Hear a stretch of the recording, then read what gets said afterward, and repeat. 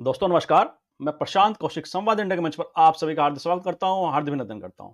आप सभी जानते समय विधानसभा चुनाव जो राज्यों में झारखंड में और महाराष्ट्र में लगातार उनको लेकर तमाम तरह की चर्चाएं राजनीतिक गलियारों में कि आखिरकार इन दोनों विधानसभा चुनाव का किंग कौन बनेगा, कौन इन विधानसभा चुनाव को जीतेगा। और विशेषकर महाराष्ट्र की राजनीति को अगर देखें पिछले कुछ वर्ष में जिस तरह से वह घूमी है, ऐसा लगता है जो महाराष्ट्र के वर्तमान के विधानसभा चुनाव है, महाराष्ट्र के इतिहास में एक अनोखे तरह से विधानसभा चुनाव हो रहे हैं। और कि इतिहास में महाराष्ट्र के इतिहास से मैं बात इसलिए कह रहा हूँ क्योंकि जिस तरह से महाराष्ट्र में पूर्व में विधानसभा चुनाव हुए हैं और वर्तमान का चुनाव एक बड़ा उसमें एक अंतर बड़ा स्पष्ट है।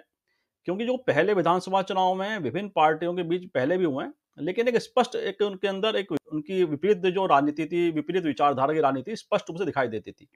लेकिन इस विधानसभा चुनाव में इस बार क्योंकि शिवसेना के दो धड़ों में शिवसेना विभाजित हो चुकी है, एनसीपी दो धड़ों में विभाजित हो चुकी है और दोनों ही धड़े, एक बीजेपी के साथ खड़ा है एनडीए में, एक धड़ा कांग्रेस के साथ खड़ा है महाविकास अघाड़ी में। तो ये जो राजनीति महाराष्ट्र की जिस तरह से अलग-अलग ध्रुवों में विभाजित नजर आ रही है, तो उस दृष्टिकोण से इस बार के महाराष्ट्र के चुनाव अलग तरह से कहीं न कहीं एक इतिहास भी दर्ज करेंगे और अलग एक राह भी पकड़ते दिखाई देते हैं।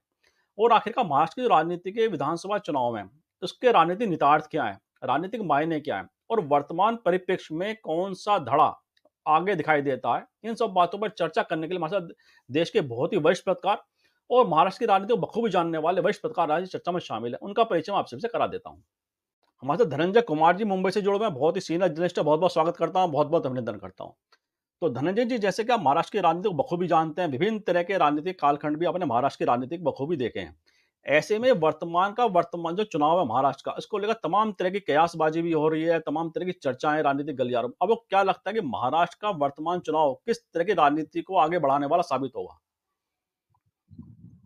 देखिए अभी किस तरह की राजनीति को आगे बढ़ाएगा महाराष्ट्र चुनाव के बाद बढ़ेगी राजनीति, ये बड़ा आसान नहीं है कहना। और खास करके हम लोगों ने देखा कि जिस तरह से मध्य प्रदेश या जिस तरह से छत्तीसगढ़ या राजस्थान या हरियाणा में जो हुआ, उसको लेकर के एक मन में जो है ये आ जाता है कि नहीं यार, हम लोग बोल तो देते हैं लेकिन परिस्थितियां कुछ अलग बयान कर देती हैं और कुछ परिणाम कुछ अलग आ जाते हैं। हालांकि इसमें एक समानता ये है कि जहां-जहां कांग्रेस बीजेपी आपस में भिड़ती है, वहां पे रिजल्ट उस अनुकूल नहीं आते हैं जिसके अनुकूल हम लोग प्लान करते हैं, जिसके अनुकूल हम लोग सोचते हैं। क्योंकि हम लोग तो जनता को देखते हैं ना कि आम आदमी किस तरह से रिएक्ट कर रहा है, आम आदमी किन मुद्दों को चाह रहा है, जो मुद्दे घोषणा पत्र में हैं वो आम आदमी को कितना टच करते हैं, यही सब हम लोग देखते हैं। और क्या परफॉर्मेंस है सरकार का, ये सब हम लोग विश्लेषण करते हैं। लेकिन जहां रीजनल पार्टियां हैं वहां परिणाम अलग हैं, ये भी आपको समझने वाली बात है। कि समझिए कि आप जब बात करते हैं पश्चिम बंगाल की, तो पूरा बीजेपी ने जोर लगा लिया, कुछ नहीं हुआ। ममता बनर्जी को हिला नहीं पाए, विधानसभा चुनाव हो गया, लोकसभा चुनाव हो गया, सब हो गया, कहीं ममता बनर्जी हिलती दिखाई नहीं पड़ी। वैसे ही आप साउथ की बात कीजिए तो तमिलनाडु में कुछ नहीं कर पाया, डीएमके ने लोकसभा और विधानसभा सब चुनावों में बता दिया कि हम सिरमौर हैं। अब जो चुनाव अभी फिलहाल हैं वो है महाराष्ट्र में और झारखंड में। दोनों जगहों पे रीजनल पार्टियां बहुत मजबूती से हैं। खास करके अगर मैं झारखंड की बात करूं, तो झारखंड में देखिए हेमंत सोरेन बहुत बड़ा मुद्दा है, क्योंकि आप जानते हैं कि झारखंड जो है आदिवासी बहुल इलाका है, आदिवासी आदिवासी बहुल राज्य है। लेकिन बीजेपी ने आदिवासी नेताओं के साथ क्या किया, ये सबको पता है। जब वहां झारखंड अलग स्टेट बना, तो सबसे पहले वहां पे आदिवासी मुख्यमंत्री बनाए बीजेपी ने बाबूलाल मरांडी को, लेकिन उनको कार्यकाल पूरा नहीं किया गया। बाद में पिछले मतलब 2019 के पहले रघुवर दास जब चीफ मिनिस्टर थे, तो रघुवर दास गैर आदिवासी व्यक्ति थे और उनको 5 साल का वक्त मिला, बीजेपी ने उनको दिया वक्त। लेकिन रघुवर दास खुद अपना चुनाव हार गए सरयू राय से, निर्दलीय व्यक्ति से चुनाव हार गए। हालांकि सरयू राय वहां के झारखंड के बड़े मजबूत नेता है। वहां पे अगर चुनावी प्रोग्राम देखिए जो अभी चल रहा, तो उसमें आपको लगता है कि बीजेपी जो है बड़ी ऊपरी तौर पे चल रही है। सब जमीन पे जो है वो बीजेपी बहुत दिखाई नहीं पड़े, चूंकि उनके पास एजेंडा क्या है, हिंदू मुसलमान के अलावा कुछ है नहीं। लेकिन जो झारखंड मुक्ति मोर्चा है, हेमंत सोरेन की जो पार्टी, वो जमीन पे बात कर रही है, वो सरना धर्म की बात कर रही है, वो आदिवासियों का कैसे जो है खतियान के आधार पर उनको अधिकार दिया जाए, उनको रोजगार दिया जाए, उनकी पढ़ाई कैसे हो। उनके घोषणा पत्र में देखिए ना, यूनिवर्सिटी का जिक्र है, इंजीनियरिंग कॉलेज, मेडिकल कॉलेज का जिक्र है। आप भाजपा के कहीं घोषणा पत्र में पढ़ लीजिए, किधर मेडिकल कॉलेज, किधर इंजीनियरिंग कॉलेज, किधर, और वह होगा भी कहीं तो कोने में छुपा रखा होगा 25वें 30वें नंबर। तो ये बड़ा महत्वपूर्ण है। और महाराष्ट्र में भी अगर आप आते हैं तो महाराष्ट्र में दो मजबूत क्षेत्रीय पार्टियां, एक जो है शरद पवार जी की पार्टी है एनसीपी, दूसरी मजबूत पार्टी है शिवसेना उद्धव ठाकरे की पार्टी। हालांकि यही दोनों पार्टियां टूट करके बीजेपी के साथ गई हुई हैं। और जो गठबंधन है, पहले जो गठबंधन होता था, महाराष्ट्र में गठबंधन की राजनीति बहुत पहले से हो रही है, 90 के दशक से हो रही है। और जब ये शरद पवार भी अलग हो गए थे तो गठबंधन में हो गया कि एनसीपी यानी शरद पवार जी की पार्टी और कांग्रेस एक तरफ, और बीजेपी शिवसेना एक तरफ। और जब बीजेपी शिवसेना जब एक तरफ हुआ करती थी उस जमाने में, मोदी जी से आने से पहले, तो बीजेपी बड़ी पार्टी के तौर पे थी। बीजेपी के पीछे, सॉरी, शिवसेना बड़ी पार्टी हुआ करती थी और शिवसेना के पीछे बीजेपी हुआ करती थी। लेकिन मोदी जी के उभार के साथ और बाला साहब ठाकरे के निधन के बाद स्थितियां बदल गई और बीजेपी जो है बड़े भाई के तौर पे खड़ी हो गई और शिवसेना को उसने परेशान कर दिया। शिवसेना, ये स्थिति आ गई कि शिवसेना टूट गई और शिवसेना का आधा धड़ा जो है, जो विधायकों का ज्यादा समूह जो है चला गया, सत्ता के साथ चला गया, बीजेपी की सरकार में शामिल हो गया, बीजेपी ने सरकार बना ली उसके साथ। तो इस बात को लेकर के महाराष्ट्र में आक्रोश भी, लोकसभा चुनाव में भी देखा होगा आपने कि जो चुनाव परिणाम आए उसमें शिवसेना उद्धव ठाकरे ही मजबूत दिखाई पड़ी। वो बीजेपी के पैरेलल आके खड़ी हो गई, 9 सीट बीजेपी को तो 9 सीट उद्धव ठाकरे की पार्टी। और 7 सीट अगर आया शिंदे जी की पार्टी को तो वो भी तो शिवसेना का माना जाएगा, बीजेपी का तो माना नहीं जाएगा। तो बीजेपी तो कमजोर हुई। महाराष्ट्र में भी यही है, क्योंकि राष्ट्रीय मुद्दे एक बार चल जाएंगे, हो सकता है दूसरी बार चल जाए, लेकिन बार बार राष्ट्रीय मुद्दे नहीं चलेंगे। बीजेपी के साथ सबसे बड़ा माइनस पॉइंट है कि वो सोशल इंजीनियरिंग तो जोड़ लेता है लेकिन राष्ट्रीय मुद्दे नहीं खड़े कर, राष्ट्रीय मुद्दे से नीचे नहीं आ पाता है, वो रीजनल मुद्दे खड़े नहीं कर पाता। इसलिए जहां कांग्रेस पार्टी होती है तो कांग्रेस पार्टी भी रीजनल मुद्दे नहीं लेके आ पाती, कांग्रेस पार्टी भी वही उन्हीं मुद्दों में उलझ जाती है। और तो रीजनल मुद्दे जब तक एड्रेस नहीं किए जाएंगे तब तक मुश्किल होगा। तो महाराष्ट्र में उद्धव ठाकरे और जो शरद पवार है दोनों स्टेट के मुद्दे लेकर के आगे बढ़ रहे हैं। वो चाहे यहाँ के किसानों का मुद्दा हो, आरक्षण का मुद्दा हो, तमाम मुद्दे। और जिस तरह से मराठा जो है वो जरांगे पाटिल खड़े करने वाले थे अपने उम्मीदवार, उन्होंने नामांकन वापस लेने वाली तिथि के पहले उन्होंने वापस करा दिए अपने सारे उम्मीदवारों के नाम। और उन्होंने कहा कि हम किसी को समर्थन नहीं दे रहे हैं, हम किसी के खिलाफ खड़े नहीं। लेकिन जो राजनीतिक विशेषज्ञ हैं या विश्लेषक हैं वो जानते हैं कि ऐसा करके शरद पवार को मजबूत किया गया। शरद, अगर मराठा वोट बटेगा तो शरद पवार कमजोर होंगे, ये सबको पता है, क्योंकि मराठा के सबसे बड़े नेता शरद पवार माने जाते हैं। अब हिंदुइज्म की बात करें तो बीजेपी का मूल एजेंडा या कोर एजेंडा क्या है? हिंदू मुसलमान। यहाँ भी हिंदू मुसलमान है, हर जगह हिंदू मुसलमान, झारखंड में हिंदू मुसलमान है, झारखंड में भी और महाराष्ट्र में भी, या पूरे देश में जहां कहीं चुनाव होता है इनका सबसे बड़ा एजेंडा, सबसे बड़ा जो इनको काम करना है वो हिंदू मुसलमान करना है। और हिंदू मुसलमान करके आप जो है हिंदुओं को वोटों को इकट्ठा करते हैं और आप उसी आधार पर किसी को राष्ट्रद्रोही साबित कर देते हैं, किसी को भ्रष्टाचारी साबित कर देते हैं। भ्रष्टाचार नहीं पकड़ते आप, भ्रष्टाचारी को बंद नहीं करते हैं जेल में, आप अपने विरोधियों को बंद कर देते हैं भ्रष्टाचार के आरोप लगा करके। देश में या कहीं किसी स्टेट में ऐसा है कि भ्रष्टाचार नहीं है? कोई स्टेट बताइए जो वहां का नागरिक कह रहा नहीं हमको तो यहाँ राम राज्य, हम जाते हैं और काम हो जाता है। कोई स्टेट है? आपका उत्तर प्रदेश है जहां जाइए और काम तुरंत हो जाता है? कोई स्टेट नहीं। भ्रष्टाचार जो है नस नस में भरा हुआ है। और किसने भरा है? भ्रष्टाचार भरने का काम जो है 2 लोग करते हैं मूलतः, और उसमें 3 ऐड कर दीजिए। एक नेता और नौकरशाह को मैंने एक कहा, तो नेता और नौकरशाह जो कर्मचारी होते हैं, सरकारी कर्मचारी और नेता, ये दोनों हैं। और तीसरा कोई व्यक्ति है तो व्यापारी है। ये तीनों भ्रष्टाचार को सबसे बढ़ावा देने वाले लोग। आम आदमी, गरीब आदमी भ्रष्टाचार को बढ़ावा नहीं देता है, लेकिन वो मजबूर हो जाता है कि कितने दिन चक्कर लगाएगा मजदूरी छोड़ करके, अपने काम छोड़ करके। तो सोचता है कि चलो यार 200, 400, 5,000, 10,000, 20,000 ले रहे हैं तो दे देते हैं, क्या करें। लोग नौकरियों के लिए, अपने बेटों की नौकरियों के लिए जो है रिश्वत दे रहे हैं, लाख लाख, 10 लाख रुपए, 15 लाख रुपए, जमीन बिक जाए, घर बिक जाए, लेकिन चलो बेटे की नौकरी हो जाएगी तो, सरकारी नौकरी हो जाएगी तो सेफ हो जाएगा। ये हर जगह का आदमी। तो ये भ्रष्टाचार पे क्या लगाम लगाने की बात करते हैं? पूरा पूरा झूठ बोलते हैं और झूठी राजनीति करते हैं। बीजेपी की राजनीति पूरी की पूरी क्या है? झूठी राजनीति। न हिंदू धर्म खतरे में है और न कुछ और खतरे में। खतरे में इनकी सत्ता आती है और ये हिंदुओं को खतरे में बता देते हैं। मारे जाते हैं वो बेवकूफ किस्म के हिंदू जो झंडा पताका लेके दौड़ते रहते हैं और ये नैरेटिव गढ़ते हैं कि क्या हम हिंदुस्तान में हनुमान चालीसा का पाठ नहीं कर सकते? अरे कौन रोका है हनुमान चालीसा का पाठ करने से? किसी ने रोका क्या? कौन, कहाँ मुसलमान आके कह रहा है कि खबरदार जो है हनुमान चालीसा का पाठ किया? कौन कह रहा है कि मूर्ति विसर्जन नहीं कर सकते? कोई पहली बार देश में मूर्ति विसर्जन शुरू हुआ क्या? लेकिन नरेंद्र मोदी भाषण देते हैं तो क्या बोलते हैं? सरस्वती पूजा नहीं कर सकते, मूर्ति विसर्जन नहीं कर सकते। अरे कहाँ नहीं हो रहा? और कहाँ अगर नहीं हो रहा है, 11 साल आप शासन में रहे और फिर भी नहीं हो रहा, तो डूब मरिए जाकर के किसी कीचड़ वाले पानी में। सही है ना? आप वहां कह रहे हो कि जो है घुस गए, घुसपैठी आ रहे हैं बांग्लादेश से, तो आप क्या उखाड़ने के लिए हो? खाली हवाई जहाज पे घूमने के लिए हो दुनिया भर में? आपकी यही ड्यूटी है कि दुनिया भर में घूमे? यूक्रेन का युद्ध शांत करा देते हो, थर थर कांपने लगता है पाकिस्तान, अब बांग्लादेश से घुसपैठिया घुसाता है। तो बॉर्डर सिक्योरिटी फोर्स क्या कर रहा है? गृह मंत्रालय क्या कर रहा है? विदेश मंत्रालय क्या कर रहा है? रक्षा मंत्रालय क्या कर रहा है? सब जो है आरती उतारने के लिए, नींबू पानी, नींबू और क्या बोलते हैं उसको, नींबू मिर्ची मिर्च बांधने के लिए है। मिर्च बांध देगा। तो सब भगवाने भरोसे अगर तुम छोड़ रहे हो तो तुम लोग क्या को नेता बने हुए हो? हटो कुर्सी से, भगवान की मूर्ति बैठाकर खड़ाऊ, जिसे खड़ाऊ रख करके रामचंद्र की खड़ाऊ रख करके भरत ने शासन चलाया, लेकिन शासन चलाया ना, ऐसा तो नहीं कि खड़ाऊ रख दिया और छोड़ दिया। शासन चलाने का मतलब क्या होता? भगवान भरोसे नहीं छोड़ना। ये जनता को भगवान भरोसे कर दिया और खुद जो है लूट के खा रहे हैं, यही इनकी राजनीति है। जी जी, जी, बिल्कुल, बिल्कुल। सही कहा आपने, बड़े ऐसे ज्वलंत विषय आपने उठाए हैं जो बिल्कुल निश्चित रूप से एक आम आदमी के सरोकारों से भी जुड़ते भी हैं और साथ ही आम आदमी के सरोकारों को जो राजनीति की मुख्य धारा में लाने से नेता बचते हैं। तो खासतौर से सरकारी पक्ष जो होता है वो हमेशा आम आदमी के मुद्दों से अपने को पीछे रखता है।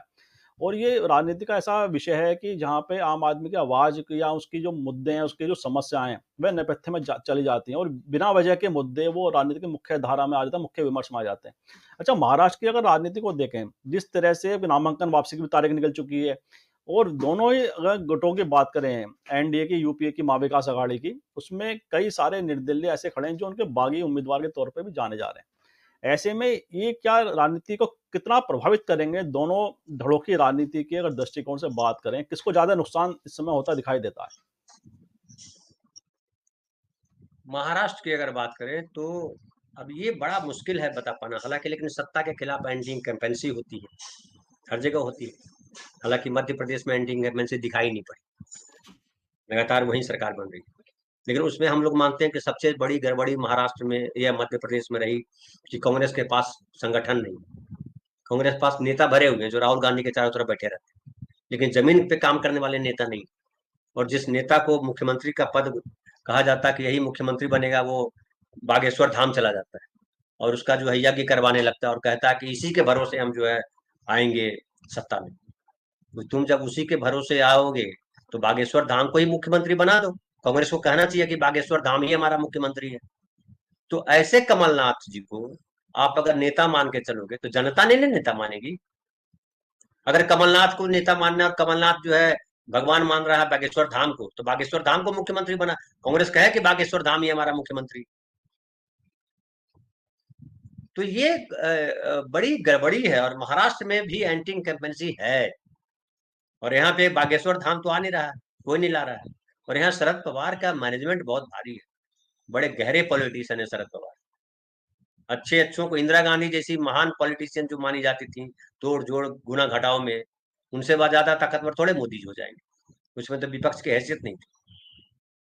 और उस समय भी शरद पवार जी ने धता बता दिया था, ये ऐसी राजनीति इनकी रही। तो शरद पवार को आज भी पटकनी देना बहुत मुश्किल है। और किस आधार पर पटकनी दोगे? आपने क्या ऐसा काम किया जिसपे शरद पवार को पटकनी दोगे? आप हिंदू मुसलमान करके? तो मुस्लिम वोट तो कंप्लीटली शरद पवार के साथ चले गए। क्या बंटवारा कर दोगे? अब बाईपोलर चुनाव हो रहा है। बाईपोलर का मतलब है कि आप जो है या तो बीजेपी लीड गठबंधन को वोट दीजिए या कांग्रेस लीड नेतृत्व वाले गठबंधन को वोट दीजिए, बाकी चंगू मंगू हो गए। कुछ वोट काट कूट लेंगे तो कुछ सीटों पे हरा सकते हैं, जीतने वाली पोजीशन में कोई है नहीं। दूसरा कोई, हरियाणा में क्या देखा? हरियाणा में कोई जीतने वाली पोजीशन में था क्या? हरा सकते थे, आम आदमी पार्टी के लोगों ने हरा दिया, मायावती जी ने हरा दिया, फलन ने हरा दिया, जिनका जिनका नाम लेने का मन करे ले। जीते कहां? तो महाराष्ट्र में भी वही स्थिति।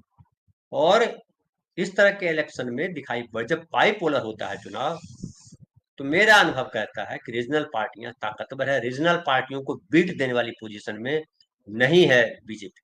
आप उत्तर प्रदेश में देख लीजिए, लोकसभा चुनाव में क्या हुआ, जब बाईपोलर हुआ चुनाव तो अखिलेश यादव की सीटें बढ़ गई।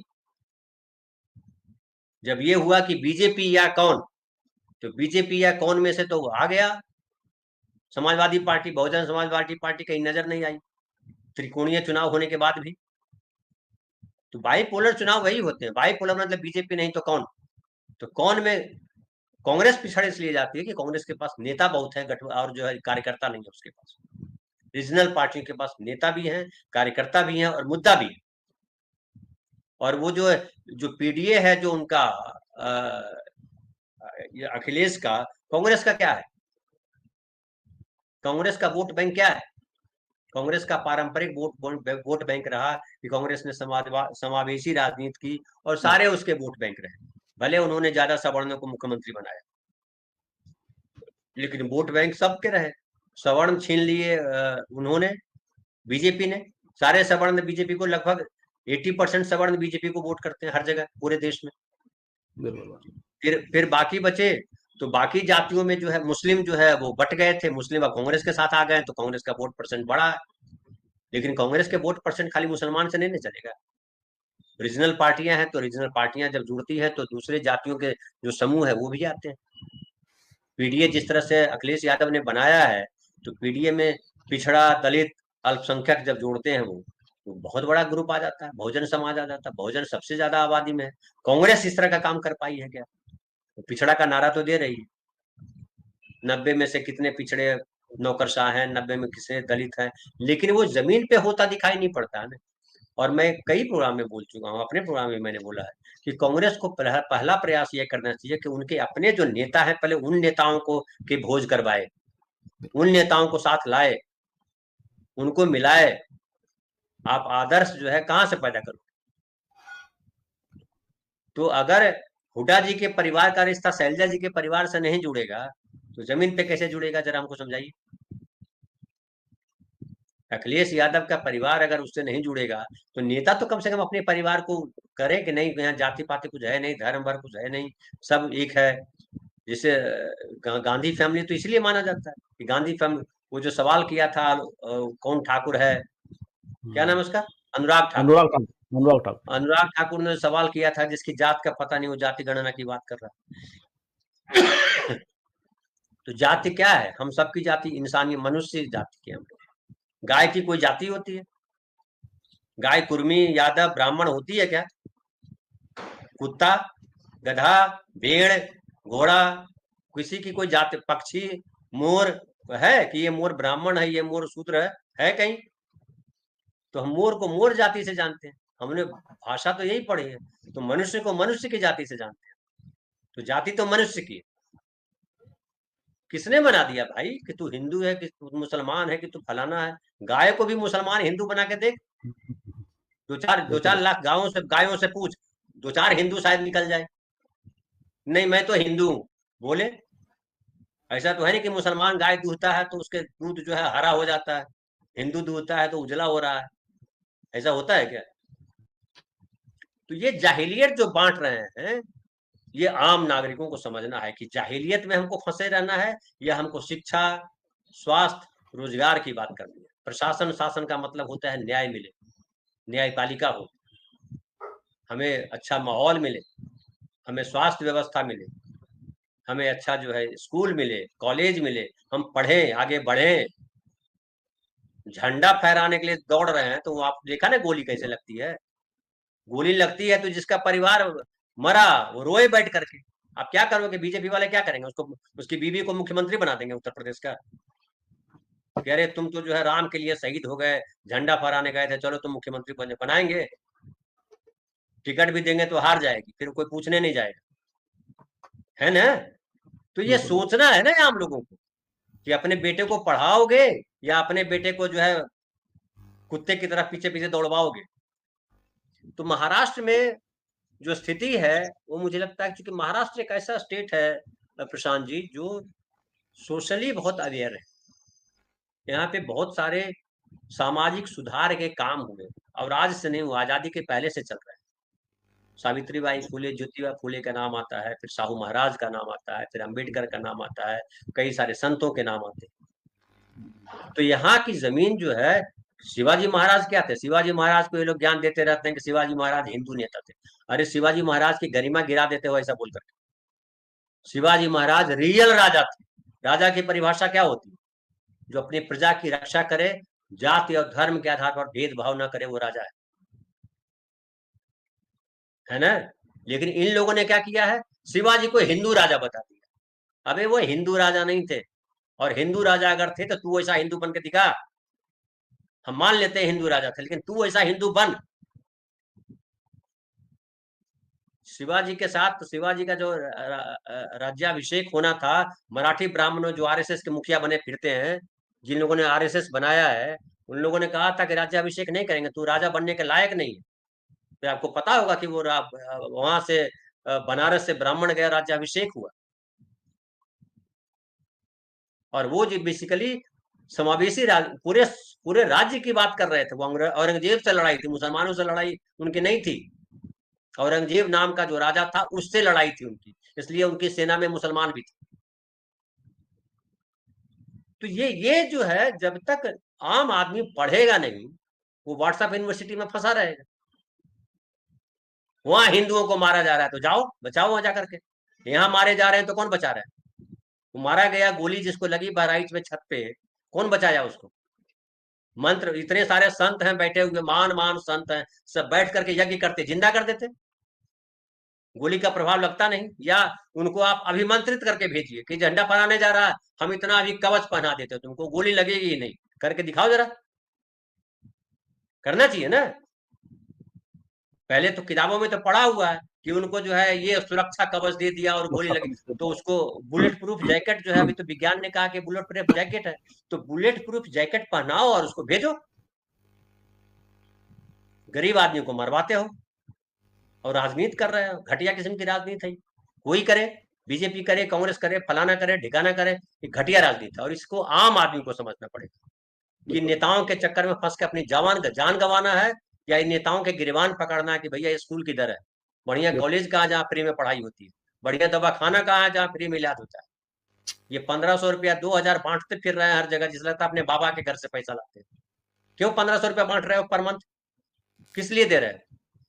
जो नौकरी करते हैं उनको सैलरी नहीं दे पाते हो और फ्री में बांट रहे हो पैसे, रिश्वत दे रहे हो, घूस दे करके वोट खरीद रहे हैं। और उन जो जो 6000 सालाना किसान ले रहे हैं, क्यों किसान ले रहे हैं 500 रुपये महीना? भीख मांग रहे हो? किसानों को तो चाहिए कि हमको नहीं चाहिए पैसा तुम्हारा, हमको हमारी कीमत दो, दाम हम जो सही अनाज मिले। उगाते हैं उसकी कीमत मिले, खाद सस्ते दाम पे मिले, हम टैक्स नहीं भरेंगे, हम इतने योग्य नहीं है कि टैक्स भर पाएंगे, तो किसानों का कर्ज माफ कर देंगे, ऐसा नारा लगा देते हैं। किसानों का कर्ज माफ होता है 2 रुपया, और पूंजीपतियों का माफ कर देते हैं 16 लाख रुपया। करते हैं ना। तो ये इस देश के नागरिकों को समझना पड़ेगा कि कर्ज माफी के नाम पे आपको मूर्ख बनाते हैं और उनके हजारों लाखों करोड़ रुपए माफ कर देते हैं। उनकी अयासी, और किसान कहीं अयासी करता दिखाई पड़ता है? और उनकी अयासियां देखिए, भाग जाते हैं देश से तो भी मस्त घूमते रहते हैं, क्या क्या नहीं करते हैं, भगोड़ा आदमी। और उनसे जाकर के मिलते हैं यहाँ के मंत्री। कभी किसी किसान की बेटी की शादी में प्रधानमंत्री को जाके देखा है? तो ये क्या है? ये नागरिकों को समझना पड़ेगा। प्रजातंत्र है, जनतंत्र है, ये लोकतंत्र है, ये गणराज्य है। ये यहाँ जनता की कीमत है, आम आदमी की कीमत है। कोई राजा यहाँ नहीं, सब आम आदमी है। आम आदमी ने ताकत दी। जैसे हम लोगों ने पढ़ा है ना साहित्य में, पौराणिक कहानियों में पढ़िए, उसमें है कि दुर्गा को किस तरह से जो है शक्ति दी गई। ऐसा ऐसा कई कहानियां आती है ना कि देवी को या फलाना कार्तिकेय को ये ताकत दी गई, उसको ये ताकत दी गई, सबने ताकत दी। तो वैसी ताकत दो आम नागरिकों को। और आम नागरिकों ने आपको ताकत देकर के बनाया है मुख्यमंत्री या प्रधानमंत्री या कोई मंत्री, तो आप किसकी सेवा करोगे? उद्योगपतियों के तल में चाटते हो आप। जीएसटी हर जगह क्यों लगा दिया है? जिसको 1500 रुपया दे रहे हो, उन लोगों से टैक्स क्यों वसूलते हो भाई? उनको कहो कि जितने सामान आप खरीदते हो किसी पर टैक्स नहीं है। दवाई खरीदोगे, मामूली शीशी लेके आते हो पेट दर्द की या गैस की या किसी और चीज को, उसमें भी टैक्स ले रहा है। टैक्स ले तो रहा जब टैक्स सब जगह, क्यों टैक्स ले रहे हो भाई? जानते हो कि ये गरीब है, इसके पास 5 किलो अनाज के पैसे नहीं है, तो टैक्स क्यों ले रहा है? तो ये मूर्ख बनाते हैं। टैक्स के पैसे हजारों रुपए वसूलते हैं और उनको कुछ पैसे पकड़ा देते हैं, ये लो कुछ हमने दिया, पैसा। और उस पर वोट ले लेते हैं। ये राजनीति इनकी है, कोई पार्टी हो, ये सही घटिया कह रहे हैं। राजनीति, ये आम आदमी को समझना होगा। जी। बिल्कुल, बिल्कुल। बहुत ही आपने महत्वपूर्ण विषय उठाए, और जिस तरह से आपने परिभाषित किया, निश्चित रूप से एक आम आदमी की पीड़ा भी यही है कि जिस तरह से एक आम आदमी के मुद्दों को, जैसे हम पहले कहा था, नेपथ्य में डाल दिया जाता है और उसकी कोई बात नहीं करता है। और जिस तरह जहर का पोषण बड़े लोगों के द्वारा हो रहा है, जो जिम्मेदार पदों पर लोग बैठे हैं, वह जहर को पोषित कर रहे हैं, उसको लगातार उसका प्रचार प्रसार में अपना एक योगदान दे रहे हैं। और जैसे आपने कहा कि जिसको गोली लगी, वो झंडा फहराने का जो बहराइच में जो किस्सा हुआ है, उसके बाद जो वहाँ दंगा हुआ, वहाँ 2 परिवार तो सीधे-सीधे बर्बाद हो गए। जिसका लड़का मरा, जिसको गोली लगी, इसकी हत्या हुई, उसका परिवार, उसको ज़िंदगी भर का दुःख हो गया उसके लिए। और जिन लोगों ने हत्या की, जिन लोगों ने, जिनके घर पर था, जिनकी गोली से वह मरा, वह परिवार ही बर्बाद हो गया। तो 2 परिवार सीधे-सीधे प्रभावित हुए, लेकिन जो राजनीति करने वाले लोग हैं, राजनीति उन हत्याओं पे जो राजनीति कर रहे हैं, वे अपनी राजनीति को बढ़ावा दे रहे हैं। तो आम आदमी को समझना पड़ेगा कि हम किस तरह की राजनीति को बढ़ावा दे रहे हैं। क्या अपने मुद्दों से जुड़े लोगों को हम आगे बढ़ा रहे हैं, या अपने मुद्दे, आम आदमी के जुड़े मुद्दों पर, सरोकार पर जो राजनीति कर रहे हैं, उनको हम आगे बढ़ा रहे हैं, या जहर पोषित करने वाले लोगों को हम आगे बढ़ा रहे हैं? ये बड़ा विषय है देश की राजनीति में, इस समय ज्वलंत बना हुआ है। लेकिन अगर महाराष्ट्र पे अगर हम वापस आते हैं, और महाराष्ट्र की राजनीति को लेकर जो उद्धव ठाकरे का जो एक पूरा एक जो राजनीति है उद्धव ठाकरे की केंद्रित, ऐसा कहा जाता है कि उद्धव ठाकरे को लेकर कहीं न कहीं वहाँ की जो जनमानस के अंदर एक कहीं न कहीं पॉजिटिव फीलिंग है। एक लगता है कि सिम्पैथी का उन्हें कहीं न कहीं एक फ़ायदा राजनीति के अंदर मिल सकता है वर्तमान चुनाव के अंदर। तो क्या लगता है उद्धव ठाकरे की अगर पूरी राजनीति को और पूरे महाविकास अघाड़ी की राजनीति को देखें, अगर जैसे कि सीएम पद की दावेदार की बात भी कही जाती है, उनके द्वारा संजय राउत बार-बार कहते हैं, या उनके नेता कहते हैं उद्धव ठाकरे सीएम होने चाहिए। तो अगर ऐसे में उद्धव ठाकरे को प्रमुख चेहरा बना के आगे रखें, या इसके पीछे कौन-सी रणनीति आप देख पा रहे हैं जो उन्होंने कैंडिडेट चेहरा अपना डिक्लेयर नहीं किया है? इसको किस तरह से आप पूरे राजनीति को देख पाते हैं महाविकास अघाड़ी के दृष्टिकोण से हम समझें इस विषय को? देखिए, ये जो उद्धव ठाकरे हैं, उद्धव ठाकरे का जो कार्यकाल रहा 2.5 साल का, वो कार्यकाल बड़ा अच्छा माना गया। हालाँकि उसमें कोरोना था, लेकिन कोरोना होने के बावजूद उद्धव ठाकरे ने बेहतरीन काम किया। और जो शिवाजी महाराज जो बात करते थे, समावेशी, हमने पहले वाली में आपको चर्चा की, उनके दादाजी जो थे उद्धव ठाकरे के, प्रबोधन काल ठाकरे, वो उसी विचारधारा के थे। वो भी पिछड़ों की बात करते थे, दलितों की बात करते थे, वंचितों की बात करते थे। ये बाल ठाकरे ने जो है बीच में, बाला साहब ठाकरे, उन्होंने हिंदू हृदय सम्राट का वो ले लिया था। हालांकि हिंदू हृदय सम्राट लेने का क्या गलत है, चलो ले लिया आपने। और बाल ठाकरे इस तरह के नहीं थे, घटिया राजनीति नहीं करते थे, इस तरह की चीजें वो करते नहीं थे। उद्धव ठाकरे ने उसको बदला और ये लोगों को पसंद आया। और किसी ने सोचा नहीं था कि उद्धव ठाकरे जो है वो कांग्रेस के साथ राजनीति करेंगे। हालांकि ये ब्रिज जो है उनके बीच, कांग्रेस और शिवसेना के बीच के ब्रिज जो है शरद पवार है। शरद पवार कल नहीं होंगे, चूंकि उन्होंने ये भी कह दिया है कि हम अब राजनीति नहीं करने वाले हैं, संन्यास ले रहे हैं, और जो राज्यसभा का जो कार्यकाल है तब तक वो जाएंगे, बाकी आराम करेंगे। उम्र भी उनकी हो गई। तब क्या होगा, तब कैसे शिवसेना और कांग्रेस के बीच समन्वय बनेगा, ये विचार करने का विषय है। लेकिन शरद पवार की वजह से, शरद पवार ब्रिज के तौर पे काम कर रहे हैं, और उद्धव ठाकरे सबसे मजबूत चेहरा हैं, क्योंकि उद्धव ठाकरे मुख्यमंत्री रह चुके। कांग्रेस पार्टी का जो इतिहास रहा है कि कांग्रेस पार्टी के पास भी मुख्यमंत्री है, पृथ्वीराज चौहान तो पूर्व मुख्यमंत्री रहे, उसके अलावा थोरात हैं, और भी मंत्री हैं, नाना पटोले हैं, कई लोग हैं। किसी नए को भी बनाया जा सकता है। लेकिन ये बात अभी गुम रखी गई है, इसलिए कि 3 अलग-अलग दल हैं, तीनों महत्वाकांक्षी, तीनों के कार्यकर्ता, तीनों के नेता। अगर नाम घोषित कर दोगे तो हो सकता है दूसरा दल जो है थोड़ा पीछे कर जाए कि नहीं यार, जाने तो हमको क्या करना। लेकिन जब आप नाम नहीं घोषित करते हो तो तीनों दल में ये होड़ है कि कौन सबसे ज्यादा सीटें लाएगा। जो ज्यादा सीटें लाएगा उसकी दावेदारी बनेगी। कांग्रेस की सीटें ज्यादा आएंगी तो कांग्रेस दावेदारी करेगी, शिवसेना की सीटें ज्यादा आएंगी तो शिवसेना करेगी। शरद पवार जी कर सकते हैं। अब उसमें क्या है कि हालांकि देखिए कांग्रेस 102 सीटों पर लड़ रही है, सबसे कम सीटों पर लड़ रही है, 87 सीट पे शायद लड़ रही है ये इनकी पार्टी, शरद पवार जी की पार्टी। लेकिन आप अगर सफलता रेट देखिए लोकसभा चुनाव का, तो सबसे ज्यादा सफलता रेट जो है शरद पवार का था, 80%। इतना किसी का नहीं था। तो इसलिए मुख्यमंत्री का चेहरा नहीं जाहिर किया है, और तीनों दल पहले इस फिराक में है कि कैसे बीजेपी को सत्ता से हटाए।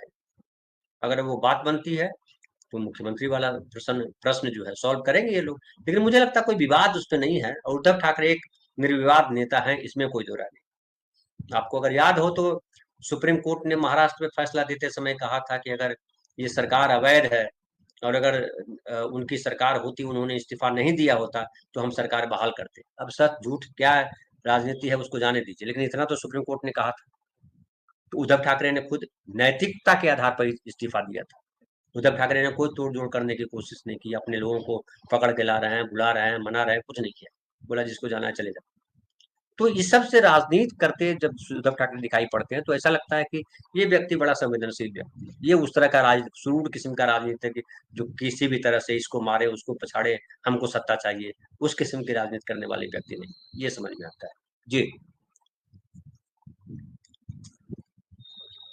बिल्कुल ठीक कहा आपने। उद्धव ठाकरे की पॉजिटिव इमेज निश्चित रूप से महाराष्ट्र की राजनीति में बनी भी और मजबूत भी हुई है, इसमें कोई दो राय नहीं है। और अच्छा, हम पूरा बात करें पूरे एपिसोड की, जिस तरह से वहाँ पे घटनाक्रम घटित हुए थे पिछले वर्षों में, चाहे वो एनसीपी के दो फाड़ हुई हो, शिवसेना हुई हो, तो उसमें बीजेपी को के प्रति जो लोगों की एक सोच है, राजनीतिक सोच, जिनको समर्थक वर्ग तो है ठीक है, लेकिन बीजेपी को लेकर वहाँ का जो आम जनमानस है वो क्या सोचता है, किस तरह के उनके अंदर बीजेपी को राजनीतिक थॉट उनके अंदर, राजनीतिक विचार किस तरह का उनके अंदर है महाराष्ट्र में। देखिए बीजेपी का एक तो जो है कोर वोटर, उसका जो अपने वोटर है वो है, उसमें तो कोई कटौती है नहीं, वो तो जियो जीना मरना तेरे साथ। लेकिन जो एक बड़ा वोट बैंक जो जुड़ा था, वो वोट बैंक हटा है, ये भी माना जाता है। खुद आरएसएस के सर्वे में आया था कि 95 से 90 सीट हम जीत सकते हैं, बीजेपी जीत सकती है। पहले 105 सीटें 105 2019 के चुनाव में जीती थी। तो अभी माना जाता है कि मोदी जी का प्रभाव भी कम हुआ है, यहाँ के जो नेता थे वो भी, जो फडणवीस एक उभरे थे बीजेपी के नेता के तौर पे, उनका प्रभाव कम हुआ है। अब बात यह है कि क्या सोशल इंजीनियरिंग में बीजेपी जो बात करती है कि उन जातियों के साथ समन्वय बिठाती है बीजेपी, जो जातियां जो है छोटी छोटी जातियां हैं, उनकी संख्या का नंबर कम है। पिछड़ों में भी जो नंबर कम वाली जातियां हैं, दलितों में भी जो नंबर कम वाली जातियां हैं, उनके साथ वो एडजस्टमेंट करते हैं। और इसलिए कोटा विदिन कोटा, कोटे के भीतर कोटा, दलितों में पिछड़ों में जो करने की बात की जा रही है, रोहिणी कमीशन इसलिए बनाया उन्होंने, तो वो उनका वो दिखाई पड़ता, तो वो एक फंक्शन करता है। बाकी जो है मुझे लगता है कि बीजेपी के पक्ष में लोग नहीं है शासन की वजह से जी। बिल्कुल बिल्कुल। और कार्यक्रम के अंत में आते हैं, ऐसे में अब महाराष्ट्र आरक्षण, मराठा आरक्षण को लेकर भी बहुत बड़ा एक वहाँ पे आंदोलन भी रहा है, और जो वहाँ के लीडर थे कहा गया कि चुनाव भी लड़ेंगे, लेकिन चुनाव एंड टाइम पर उन्होंने कह दिया हम चुनाव में, चुनावी राजनीति में नहीं जा रहे हैं। तो ऐसे में मराठा आरक्षण और मराठी राजनीति को किस तरह से आप देख पाते हैं, महाराष्ट्र की राजनीति के जो विधानसभा चुनाव, उसमें कितना बड़ा रोल इस पूरे आंदोलन का रहेगा, कि जो मुद्दे हैं मराठा आरक्षण से संबंधित वह कितनी बड़ी भूमिका निभाएंगे। देखिए मराठा आंदोलन तो चला कि भैया हमको भी आरक्षण मिले। जरांगे पाटिल का मैंने पहले जिक्र किया। जी जी। जरांगे पाटिल चाह रहे थे कि हम नेता अपने उम्मीदवार खड़े करें, लड़े, लेकिन उन्होंने नाम वापस करवा दिए अपने उम्मीदवारों के, कि मराठा वोट बटे नहीं। मराठा वोट किसके साथ है? मराठा वोट कहा जाता है ज्यादातर जो है, मराठा वोट जो है वो शरद शरद पवार जी पवार। के साथ। अजित पवार जो है ठीक है, टूट के अलग हुए हैं, लेकिन मराठा वोट के कुछ परसेंट वो ले सकते हैं कुछ जगहों पे, खासकर जहाँ पे एनसीपी उम्मीदवार है, हो सकता है वहां वोट मिले। शिंदे भी मराठा माने जाते हैं, उनके भी कुछ उम्मीदवार को मराठा का फायदा मिले। लेकिन इन टोटलिटी यहाँ के मराठा समाज भी समझ रहा है कि अगर शिंदे, अजित पवार और शरद पवार को देखना हो, तो मजबूत मराठा नेता कौन है?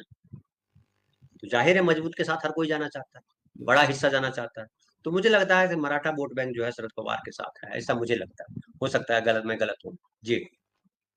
नहीं नहीं, बिल्कुल बिल्कुल, जो आपका आकलन है निश्चित रूप से ठीक भी है, और क्योंकि शरद पवार से बड़ा कद्दावर नेता महाराष्ट्र की राजनीति में पिछले अनेक वर्षों से तो कोई उनके कद की बराबरी नहीं कर पाया, छू भी नहीं पाया उन्हें, तो ऐसे में शरद पवार का कद तो बहुत बड़ा है राजनीतिक तौर पर, इसमें कोई दो राय नहीं। अच्छा, एक अंतिम सवाल और है कि राज ठाकरे को लेकर भी बहुत सारी बातें इस समय चर्चाएं, हालांकि कोई ज्यादा बड़ा उनके पास वोट शेयर नहीं है, 1-1.5% शायद उनके पास वोट शेयर है।